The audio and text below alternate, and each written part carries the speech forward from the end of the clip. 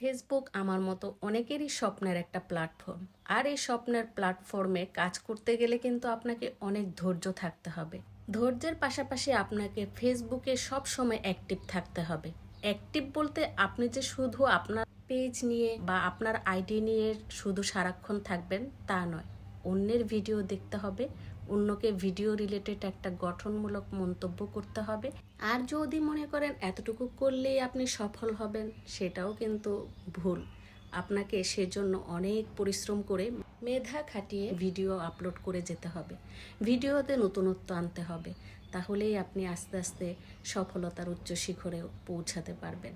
যেমন দেখেন, এখন যত বড় বড় পেজগুলো আছে সবাই কিন্তু একটা সময় অনেক পরিশ্রম করে উপরে উঠেছে। আজকে তারা অনেক মিলিয়ন মিলিয়ন ফলোয়ারের একটা পেজ হয়ে দাঁড়িয়েছে। কথাগুলো কিন্তু আমি প্রায় বলে থাকি। এখন যারা আমার পেজে নতুন আছেন তাদের উদ্দেশ্যে কিন্তু কথাগুলো বলা হচ্ছে। আসসালামু আলাইকুম, আশা করি সবাই ভালো আছেন। আলহামদুলিল্লাহ, আমিও আপনাদের দোয়ায় ভালো আছি। আরেকটি কথা, আমরা শুধু কিন্তু চাই আমাদের ফলোয়ার বাড়ুক, কিন্তু ফলোয়ার বাড়লে কি সব সমস্যার সমাধান? ফলোয়ার বাড়লে আপনার সব সমস্যার সমাধান হবে না। এই ফলোয়াররাই কিন্তু আপনার ভিডিও দেখবে না, আপনার ভিডিওতে কমেন্ট করবে না। সেজন্য আপনাকে প্রতিনিয়ত চিন্তা করতে হবে, আপনার ফলোয়ারের চেয়ে বেশি গুরুত্ব দিতে হবে ভিডিওর দিকে। আর হচ্ছে অ্যাক্টিভ ফলোয়ার লাগবে। অ্যাক্টিভ ফলোয়ার না থাকলে কিন্তু আপনার ভিডিওতে কমেন্ট করবে না, আপনার ভিডিওতে ভিউ আসবে না। সেগুলো চিন্তা ভাবনা করে মাথায় রেখে তারপর কিন্তু আপনাকে ভিডিও আপলোড করতে হবে। আমরা সবাই চাই আমাদের সবার পেজে যেন অ্যাক্টিভ ফলোয়ার থাকে। অ্যাক্টিভ ফলোয়ার সব সময় আপনাকে ফলো করবে, আপনার ভিডিও দেখবে, আপনার ভিডিওতে ভিডিও রিলেটেড কমেন্ট করবে। কথাগুলো কিন্তু আমি বলেছি আমার পেজে নতুন ফলোয়ার ভাই বোন যারা আছেন তাদের উদ্দেশ্যে। যাই হোক, এখন আসি আমি কোথায় গিয়েছিলাম আর কেনই বা গিয়েছিলাম। আমি কিন্তু গিয়েছিলাম গাজীপুর জয়দেবপুরে।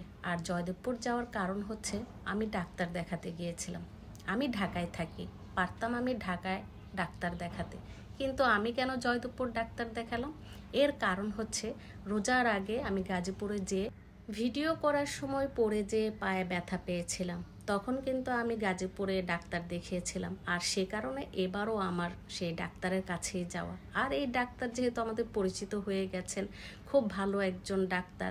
উনি গাজীপুর ক্যান্টনমেন্ট বোর্ড থেকে পাশ করেছেন, যেহেতু গাজীপুর ক্যান্টনমেন্টের ছাত্র ছিলেন আর এখন বেশ বড় মাপের একজন ডাক্তার হয়েছেন, তাই ওনার কাছেই আমি 2 মাস যাবৎ দেখাচ্ছি।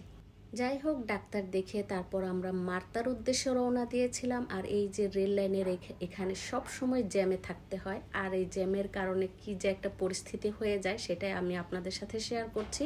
আর এই ছিল আমার ছোট্ট একটি ব্লগ। নেক্সট ব্লগ দেখার আমন্ত্রণ জানিয়ে আপনাদের সবার কাছ থেকে বিদায় নিচ্ছি। সবাই ভালো থাকবেন, সুস্থ থাকবেন। আল্লাহ হাফেজ সবাইকে।